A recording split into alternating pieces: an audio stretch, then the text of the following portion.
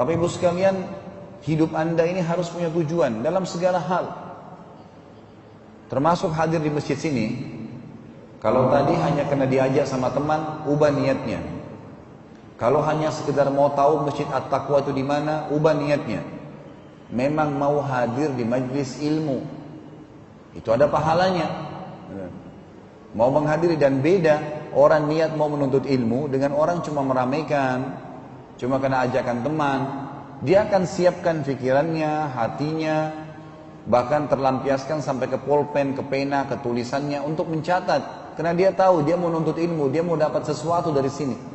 Dan memang jenjang dalam agama kita, ilmu itu dasarnya. Setelah ilmu ada, akan muncul tangga yang pertama setelah ilmu adalah iman. Iman tidak mungkin muncul tanpa ilmu, mustahil. Kalau Bapak Ibu nggak pernah hadir majelis ilmu terus tiba-tiba mau merasa imannya kuat, itu nggak mungkin. Ilmu yang menjadi asas itu. Setelah imannya muncul, maka akan muncul rajinnya mengerjakan amal soleh. Ada amal soleh di atasnya. Tidak ada orang yang tiba-tiba rajin amal soleh tanpa iman. Tidak ada orang yang beriman tanpa ilmu. Itu asasnya. Makanya kita hadir pun di sini diniatkan yang benar. Ada tujuannya untuk ilmu.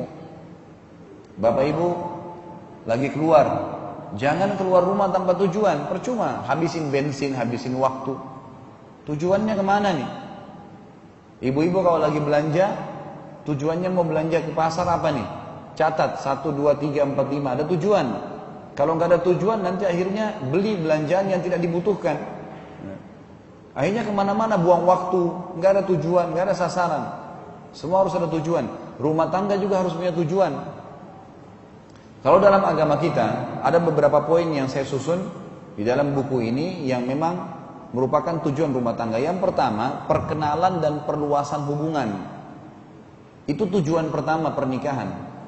Jadi istri kita atau suami kita, setiap manusia itu memiliki minimal, kalau dalam ilmu marketing itu 20 orang yang dia kenal. Minimal. Bapak Ibu kalau ambil kertas, orat-oret, catat semua sepupu, paman, tante, minimal orang itu punya kenalan 20. Jadi kalau kita menikah, kita berarti bertambah 20 orang kenalan. Kalaupun itu memang kita menikah dengan kerabat juga, mungkin calon istri ini atau si istri atau suami ini punya teman-teman. Banyak sekali. Maka tujuan pernikahan yang pertama memang kita meluaskan hubungan. Dari situ akan banyak sekali rentetannya. Nanti akan terbuka peluang-peluang bisnis, peluang pendidikan, saling share ilmu, gitu kan. Peluang untuk silaturahim, yang kata Nabi SAW, siapa yang ingin diluaskan rezekinya, diberkahi umurnya, maka dia melanjutkan hubungan silaturahim. Bertambah kerabat kita, karena rahim ini adalah orang yang punya hubungan kerabat, gitu kan. Jadi kalau Bapak Ibu cuma teman sekampung, satu kota, jangan bilang saya silaturahim ke rumahnya, salah itu. Saya menjalin ukhuwah, iya, karena silaturahim, sila artinya hubungan, rahim artinya yang punya hubungan darah. Jadi nggak dipakai kecuali orang yang punya hubungan kerabatnya. Dan fadilah tadi diluaskan rezekinya, diberkahi umurnya, itu orang yang melanjut hubungan silaturahim. Dan pernikahan termasuk salah satu penyebab bertambahnya rahim itu. Bukan hanya sekedar keluarga kita, tapi akan bertambah dari keluarga pasangan. Allah menjelaskan tentang tujuan ini dalam surah Al-Hujurat, surah nomor 49 ayat 13. A'udzu billahi minasyaitonir rajim. Ya ayyuhan nas inna khalaqnakum min dzakarin wa untha waja'alnakum syu'uban wa qabaila lita'arafu. Inna akramakum 'indallahi atqakum. Innallaha 'alimun khabir. Hai manusia, sesungguhnya kami menciptakan kalian dari laki-laki dan perempuan dan menjadikan kalian berbangsa-bangsa juga bersuku-suku agar kalian saling kenal, mengenal. Kata ulama tafsir, dengan pernikahan maka akan saling kenal, mengenal. Sesungguhnya orang yang paling mulia di sisi Allah dari laki-laki dan perempuan, dari suku manapun dia, ialah orang-orang yang paling bertakwa. Bertakwa itu tunduk, patuh sama Allah. Itu definisi sederhananya. Orang yang bertakwa adalah orang yang tunduk sama Allah. Yang diperintahkan kerjakan, yang dilarang tinggalkan, yang halal nikmatin, yang haram tinggalkan. Itu orang yang bertakwa. Sesungguhnya Allah maha mengetahui lagi maha mengenal. Tujuan yang kedua pernikahan. ketentraman, mencari ketentraman jiwa. Banyak orang menikah nggak dapat ketentraman, ribut tiap hari. Tiap hari rumah tangganya lempar piring, banting pintu, kata-kata, semua kebun binatang dikeluarkan. Ini rumah tangga apa ini seperti ini? Ini tidak ada ketentraman, padahal target tujuan pernikahan itu adalah ketentraman. Bagaimana kata kuncinya supaya punya ketentraman? Harus cari pasangan yang memang bisa membawa ketentraman. Jangan buat PR Bapak Ibu sekalian. Seperti begini contohnya. Ada yang pernah bilang sama saya, Ustaz, seorang bapak, saya sudah 10 tahun menikah, istri saya nggak mau pakai jilbab, istri saya nggak mau jalankan perintah saya. Ada ibu-ibu juga bilang, Ustaz, saya sudah 10 tahun menikah, suami saya selingkuh terus, suami saya nggak mau sholat. Saya bilang begini, Bapak Ibu sekalian, sebelum saya jawab, saya mau tanya balik dulu nih. Sebelum Bapak Ibu nikah, tahu nggak kalau pasangannya begitu? Umumnya jawabannya, tahu Ustaz. Baik, pertanyaan saya selanjutnya, kenapa nikah sama dia? Kita nikah, ibu-ibu nikah sama laki-laki yang suka dusta, maka jangan heran kalau biasa didustain. Risikonya itu. Gitu kan? Kadang-kadang, nggak apa-apa deh, nanti gampang setelah nikah saya bantu, saya pandu, tuntun supaya taubat. Itu buat PR namanya, nggak usah. Untuk apa ngurus-ngurus yang begitu?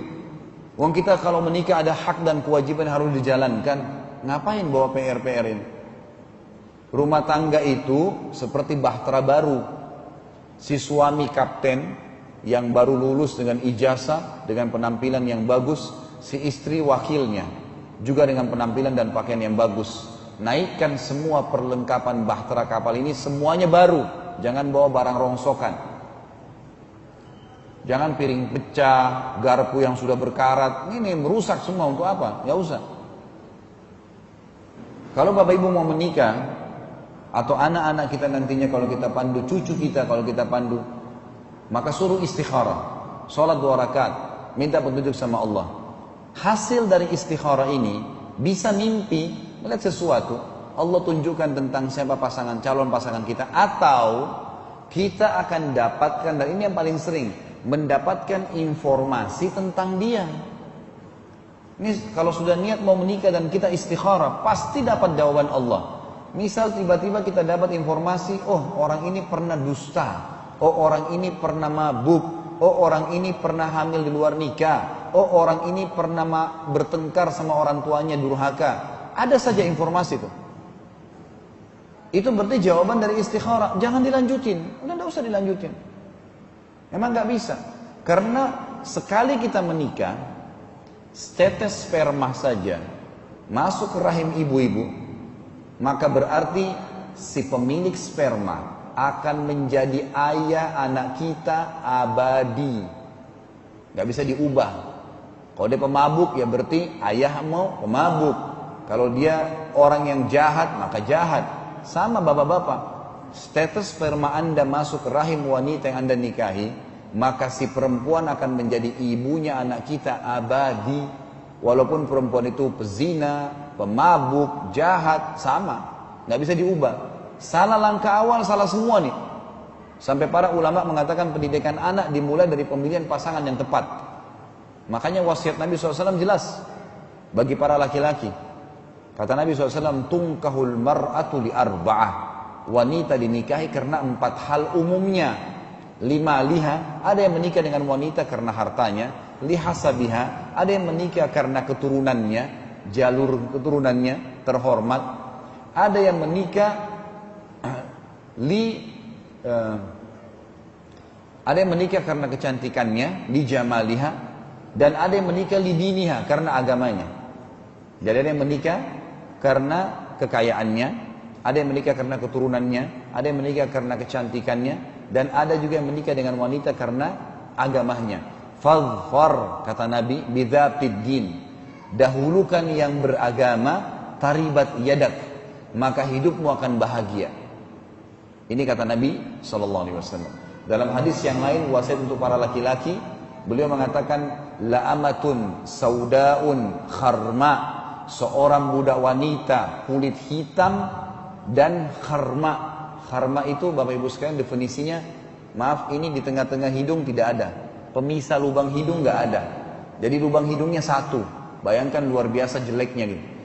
Tapi Nabi SAW katakan budak berkulit hitam dan kharma, nggak ada pemisah hidungnya, itu zatud din, tapi beragama khair, jauh lebih tepat kau jadikan sebagai istri. Sampai begitu wasiat Nabi SAW. Agamanya. Jadi pada saat si suami berangkat safar, nggak takut dengan selingkuhan. Anak ditinggal, tahu anak ini bagaimana dipegang, dididik oleh wanita siapa. Wanita yang kualitas ibadahnya. Mungkin dia sering bangun sholat malam, dia banguni juga anak-anaknya, dan seterusnya. Sama halnya sebaliknya wasiat untuk ibu-ibu dan walinya, ayahnya. Kata Nabi SAW, tadi kalau untuk laki-laki agama, kalau ibu-ibu juga sama. Idza ja'akum man tardawna dinahu wa khuluquhu fazawwijuh.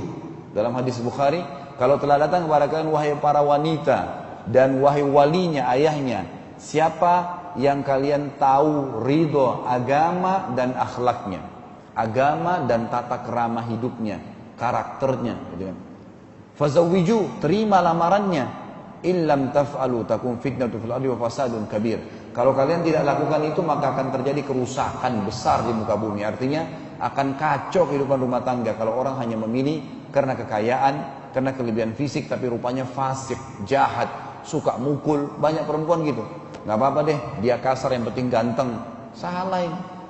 Akhirnya benjol-benjol wajahnya, merah-merah, suka dipukulin, haknya gak dikasih, kurang ajar dengan mertuanya. Banyak yang dilakukan. Akhirnya makan hati sendiri. Ini karena kesalahan dari awal. Jadi jangan hilangkan ketentraman yang merupakan tujuan dengan mempersiapkan kader memang calon pasangan yang tepat.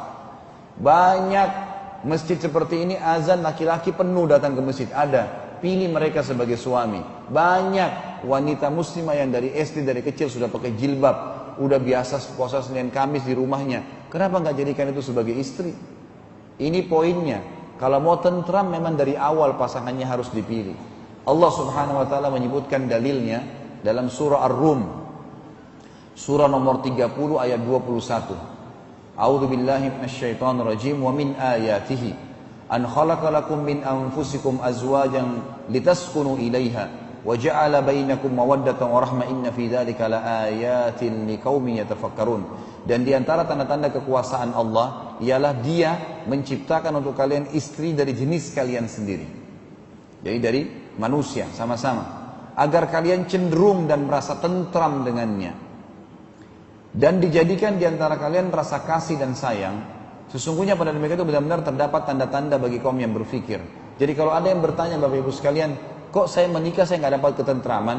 Kata Allah, menikah tadi bisa memberikan ketentraman karena Anda tidak penuhi syaratnya. Kalau dicari wanita salihah, ya, laki-laki yang saleh, maka insya Allah terpenuhi. Pasti ada ketentraman, tidak mungkin tidak. Akan dibangunkan sholat malam oleh suaminya, bahkan istrinya kalau suami itu dibangunkan sholat malam. Kata Nabi SAW, semoga Allah merahmati suami yang bangun malam hari untuk bangun sholat malam, lalu dia membangunkan istrinya. Dan kalau istrinya nolak, dia mengambil sedikit air di jarinya yang dia percikkan ke wajahnya agar bangun sholat sama-sama. Semoga Allah merahmati seorang wanita yang terbangun di malam hari, lalu dia membangunkan suaminya. Dan kalau suami nolak, dia mengambil sedikit air di jarinya lalu dipercikkan ke wajahnya. Ada motivasi di sini. Artinya soleh dan soleha akan menarik kita kepada ibadah kepada Allah Subhanahu Wa Taala. Ada pernah ibu-ibu ngeluh sama saya. Dia muslimah, baik, masya Allah hadir di pengajian. Suaminya mustahil hadir di pengajian, nggak pernah mau hadir pengajian. Dan dia tidak pernah mau ke tempat-tempat maksiat, tapi sudah jadi suaminya. Tiap malam diajak ke karaoke, tiap malam diajak ke diskotik. Dia nolak, dipukul, nolak, diancam cerai. Bagaimana saya harus lakukan, Ustaz? Ini kesian kadang-kadang Ustaz, Bapak Ibu sekalian ya. Ustaz ini sering diposisikan pesawat itu sudah patah sayapnya dua-dua, Ustaz selamatin. Enggak dari awal masalahnya. Kira-kira apa yang mau dijawab kalau sudah seperti ini keadaannya? Cuma dua jawaban, pertahankan sambil dakwai atau cerai dan berharap Allah berikan ganti yang lebih baik. Cuma itu jawaban dakwah. Enggak mungkin ada yang lain, gitu kan? Mau bersabar silahkan, boleh saja, tapi ya dalam konsekuensi yang sudah ada. Apa boleh buat? Tidak mungkin tidak. Maka harus diperhatikan, ketentraman harus dicari di sini. Yang ketiga, tujuan pernikahan keturunan. Cari pasangan yang subur, punya keturunan. Dan ini bisa dilihat dari jalur orang tuanya, keluarganya, kelihatan. Kalau mayoritasnya maaf mandul, maka ini sebaiknya jangan. Kalau Anda tanya lebih jauh bagaimana dengan orang yang mandul kalau begitu, ya itu urusan lain, itu kita tidak bahas sekarang. Karena dari mayoritas manusia umumnya mereka subur. Ada 1-2 orang yang mungkin, ya maksudnya sekian, ya ada sekian persen yang mungkin mandul, tapi umumnya tidak. Manusia memang berkembang biak dari situ, Allah kasih begitu. Kalau ada ibu-ibu yang menikah dengan seorang laki-laki melamar, lalu kemudian dia bilang, saya mau nikah sama kamu tapi syarat saya nggak mau punya anak ya, tolak langsung lamarannya. Nggak bisa, bagaimana caranya?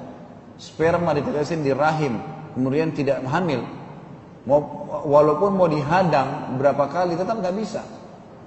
Biar orang menggunakan alat apapun, kalau Allah mau dia hamil, bisa hamil, gitu kan? Terus kalau hamil, suaminya nggak mau terima, suruh gugurin, dosa. Gimana caranya? Itu target, tujuan, nggak bisa. Punya keturunan. Makanya tidak boleh juga salah memilih pasangan. Allah menyebutkan tentang tujuan ini dalam surah An-Nahl, urutan 16 ayat 72. A'udzubillahi minasyaitonirrajim. Wallahu ja'ala lakum min anfusikum azwajan wa ja'ala lakum min azwajikum banina wa hafadhah wa razaqakum minat thayyibati afabil batili yu'minuna bi ni'matillahi hum yakfurun. Allah menjadikan bagi kalian istri dari jenis kalian sendiri dan menjadikan bagi kalian dari istri kalian itu anak-anak dan cucu-cucu dan memberikan kalian rezeki yang baik. Artinya setiap anak cucu itu akan ada rezekinya masing-masing. Maka mengapa mereka beriman pada yang batil? Kenapa mereka masih mau mengikuti selain peraturan-peraturan Allah dalam rumah tangga itu dan mengingkari nikmatnya Allah? Allah berikan cara untuk bisa mengatur dan melampiaskan kebutuhan kita. Kemudian yang keempat adalah ketaatan kepada Allah dan Rasulnya. Tentu kali poin ketiga itu ada beberapa dalil, tapi saya tidak bisa bacakan semua. Kalau Bapak Ibu mau perlengkap, yang ketiga tadi keturunan, ada juga surah Fatir, surah nomor 35 ayat 11. Itu juga bicara masalah tujuan pernikahan adanya keturunan dan anak-anak dan cucu maksud saya. Kemudian surah Asy-Syura, surah nomor 42 ayat 11. Ini juga bicara masalah anak keturunan tadi. Tujuan yang keempat adalah ketaatan kepada Allah dan Rasulnya. Menikah karena ibadah, karena perintah Allah dan Rasulnya, bukan hanya sekedar suka, gitu ya. Banyak orang karena terkurung dengan masalah kalimat suka ini, gitu ya, akhirnya memaksakan diri melampaui batas. Walaupun orang itu jahat, walaupun orang itu buruk, tapi karena sudah suka melangkah. Ini salah. Tidak bisa itu.